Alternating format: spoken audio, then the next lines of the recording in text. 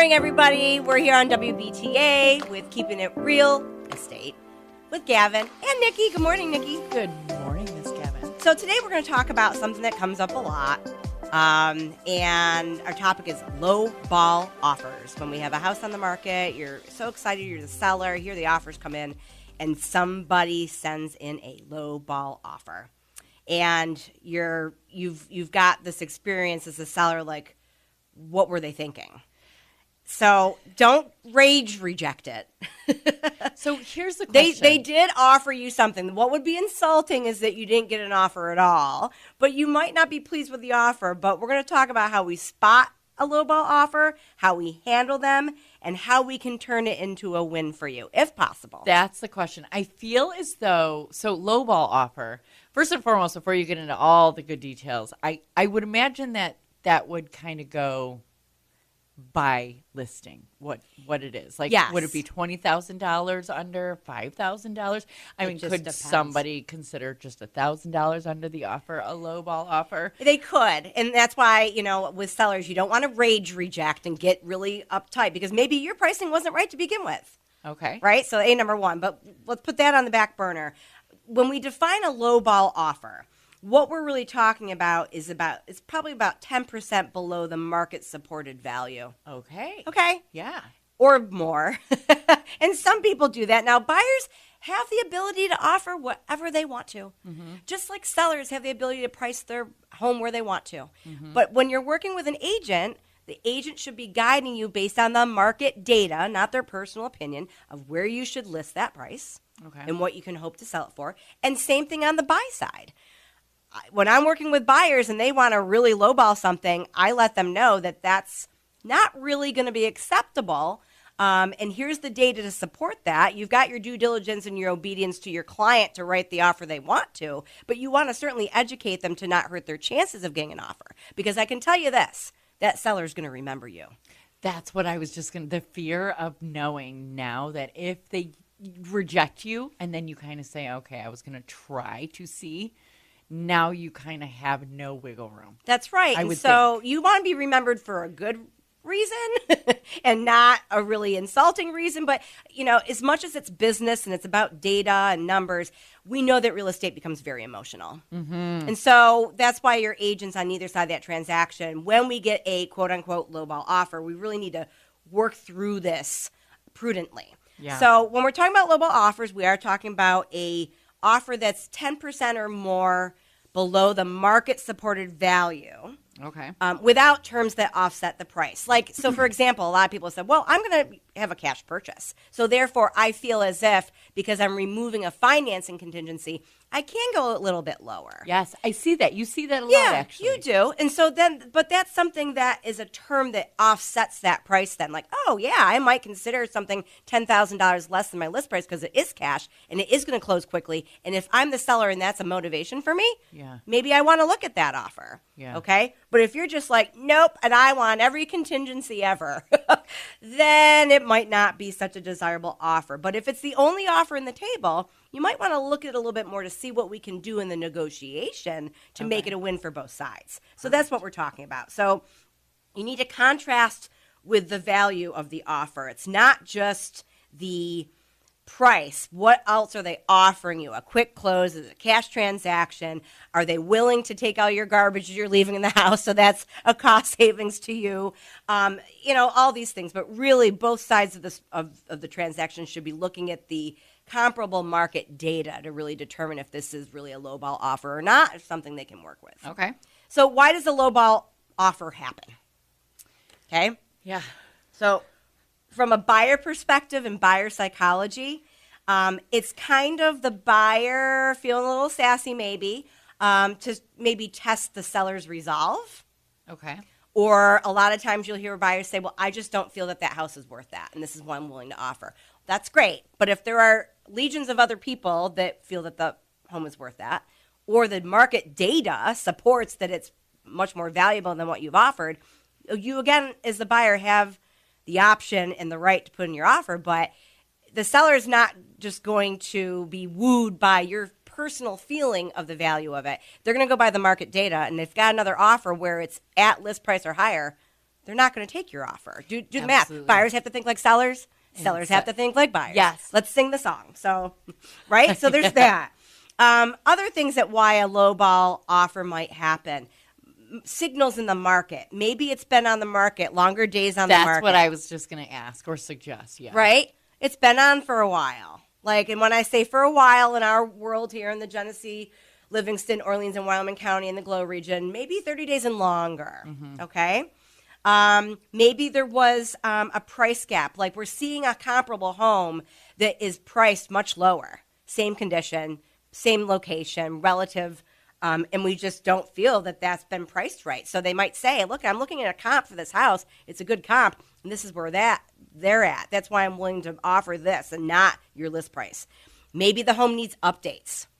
And it's not just really mechanical things. Maybe it's cosmetic updates because people tend to fall in love with the cosmetics of a home before they even realize the mechanics of it.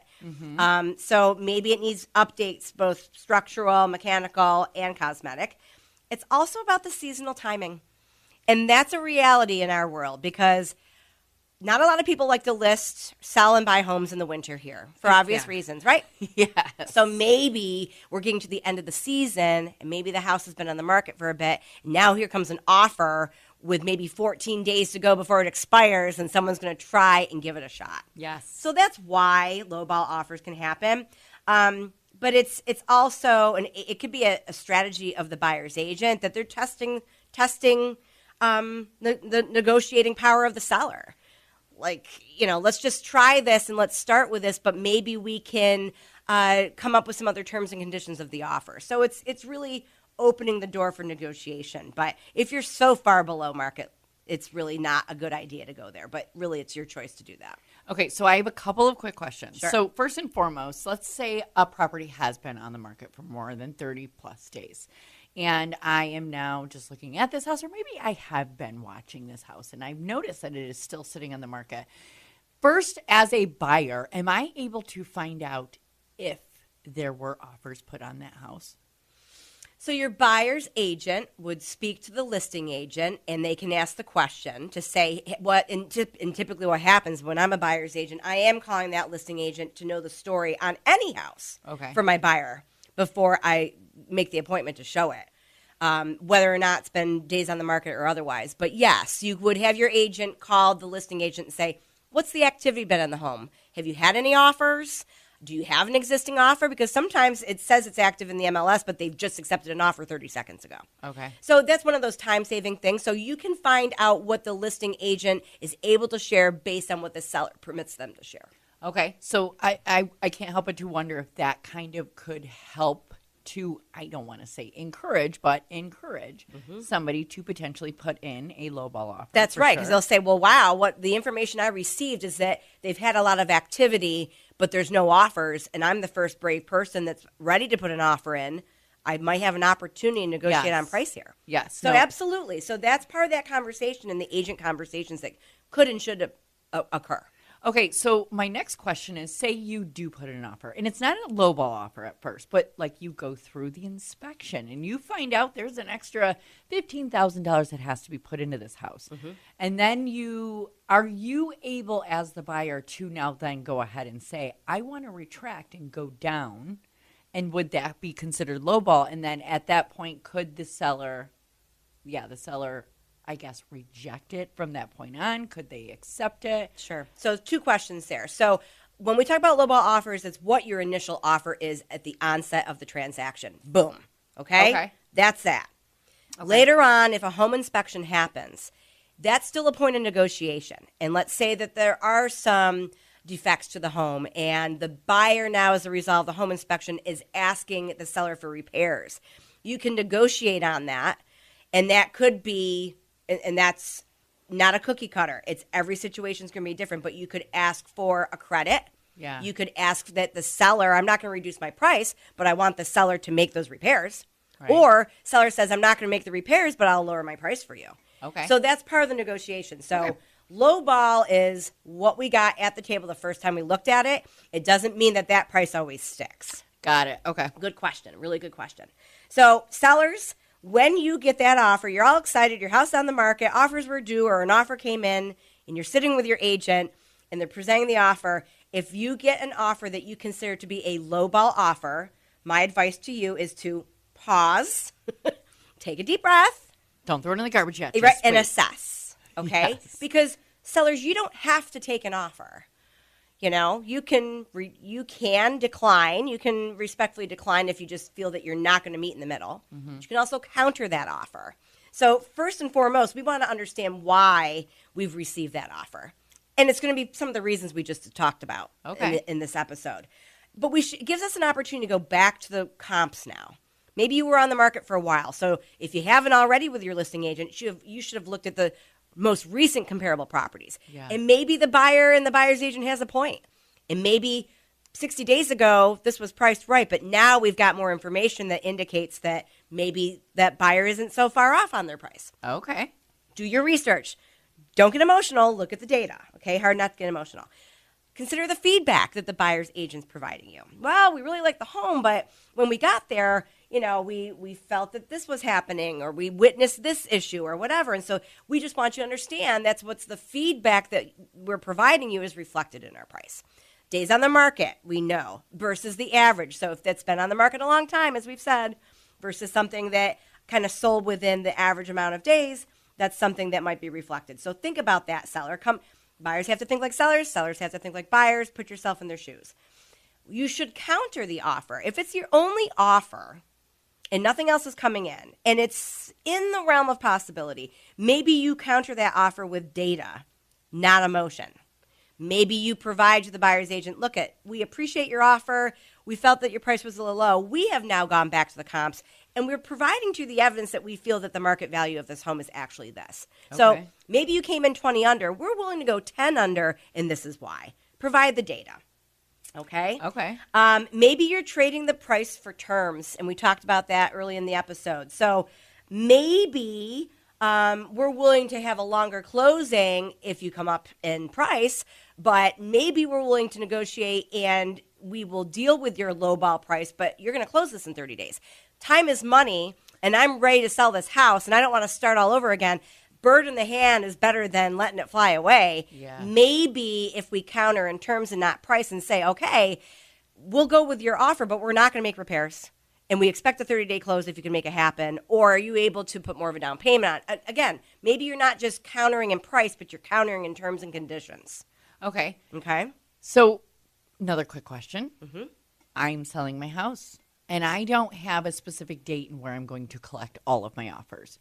And let's just say 4 days after I list it, let's just pretend 4 days after I list it, I do get a lowball offer. Obviously, I'm not going to jump on it right away. Because you've been on the market for a short time. Exactly. But is there a certain amount of time where I can sit on that and just kind of sit back and think, well, I'm going to give it another couple weeks before I even Great question. respond? So the question is there an expiration date on that offer? Yeah. There can be. So there are on offers on the forms of the contracts, there is a slot of whether or not that offer expires with the date and time. And that's up to you? And that is up to the buyer's agent Okay. to give me an answer. So usually it's 24 to 48 hours. Oh, wow. It really? could be yeah. Oh, I didn't know it was that It could be a little bit longer. Some might say, I'll give you a week. Okay. You know, but if I don't hear back from you, I'm moving on because I'm here to buy a house. And if you're not going to go with this, I'm going on. Sometimes, they're left blank, but the expectation is you're going to get back to that person sooner than later. You're not going to leave them hanging indefinitely. But that's all about how the contract was written. Okay. That's a term and condition of the offer. We're offering this, and we need to hear from you by this time.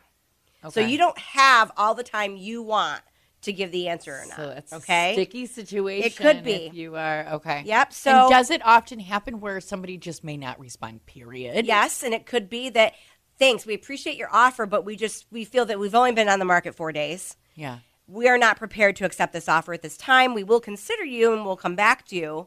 But the seller, you have to realize that buyer might not still be there. Right. They might move on to the next one. So it's a case-by-case scenario. It's a great question, Nici. But a lot of times these offers, especially if you're in a competitive situation, and knowing that there's going to be other offers, it could be that it's time sensitive. A lot of things in real estate are time sensitive. Okay. Yep. So you've got to think about that. Good to know. Yeah. So response deadlines, that was one of my things I was going to talk about. So sometimes you have an expiration. Sometimes people are trying to force the hand. Mm-hmm. Here's my offer. You've been on the market for 60 days, and I want to know in 24 hours. Right. That can work and motivate a seller. It could also really turn them off. Okay. So again, remember, they're going to remember you. Yeah. And you want to be remembered for the right reasons, So it's all about how you negotiate and you work with your agent to maybe counter that offer. Maybe we're meeting in the middle on price, but we're also countering in terms and conditions. And do expect that sometimes in negotiating, sellers, your counter gets countered. The buyer can counter you back and say, all right, it's like tug of war. Right. A lot of times it's price, but it might be terms and conditions. So on the buy side, when you make a below ask offer that wins, you should pair that offer I feel as if this house is priced too high. I really like it, but I'm not offering full list price at this time for whatever your reason is and your rationale, and you've worked with your agent to determine that. Then you need to, in your offer, pair your price with powerful terms.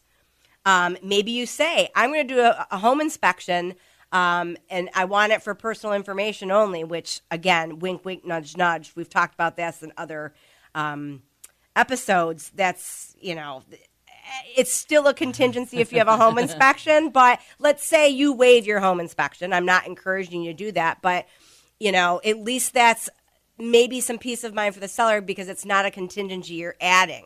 You have a lowball offer, but you're also waiving your home inspection, and you are essentially buying this home as is, and it's written into the contract. Maybe that is appealing to the seller, right? Maybe you build into your offer when you're lowballing it that you've got a flexible closing. Maybe you're giving the seller time because if they are contingent on their ability to find their next house to live in, maybe you're giving them a rent back for free. Oh, okay. Yeah. Right? Yeah. Hey, I'm not coming in at list price, but I'll let you stay 30 days for free. That's something that might be really attractive, right? Maybe you have a really strong earnest money deposit as a buyer. I'm telling you right now, I'm putting $20,000 well above the 1% to 2% purchase price for an EMD, demonstrating I'm not going anywhere, but I'm just not feeling your $200,000, Mr. Seller. I'm here at 180. It's another condition that demonstrates the seller your seriousness. You're just not willing to come to terms with where their list price is. Or quick milestones, which means I'll get the home inspection done in 3 days, and we'll get the appraisal through in 2 weeks. And I'm demonstrating to you that I'm serious about this because time is money. Yeah, I and this might be off topic. I'm really curious. You just put it in my head. Say I had all cash and I was going to buy a house all cash. No worries, issues. How fast could a house? As fast as the attorneys can work. As fast as all of the things can be done. The abstract update. Are there any liens? Are there encroachments? Is the survey done? All those things. So are 30-day closings possible? Yes. But it's the availability of those 14 people that work on a transaction to get it done. So let's say you're a cash transaction, there's no other contingencies. It still is very difficult with all the hurdles and milestones that need to be happening. Updating the abstract, remedying any issues that come up with title, ownership, a survey, how quickly does a survey get done, what time of the year are we in the middle of summer where surveyors are jammed. You'd be hard-pressed to really close anything in 60 days or less in our area. It does happen. It just means that everything's aligned. Nope, perfect. Yeah, totally off topic, but I was curious Great about that. question. So, sellers, you need to know when you need to hold firm and when you need to pivot. So when you're looking at that offer and try not to be offended right away, what is the rationale? Think about the buyer's perspective. Your days on the market. Are you ready to part with this home? Can we deal with it? Is all the time and money and the expense of paying for utilities, taxes, and insurance just to keep that house on the market worth it to you to not take this offer? Yeah. Because at the end of the day, it's probably the cost difference between your list price and what they're offering you right now. So you want to think about that. And then also buyers, maybe you need to think twice before you put that low ball offer in. Maybe it's better if you wait and not put your offer in now and see if days on the market prove itself, feedback from other client or buyers come back, and maybe that seller later on elects to do a price adjustment.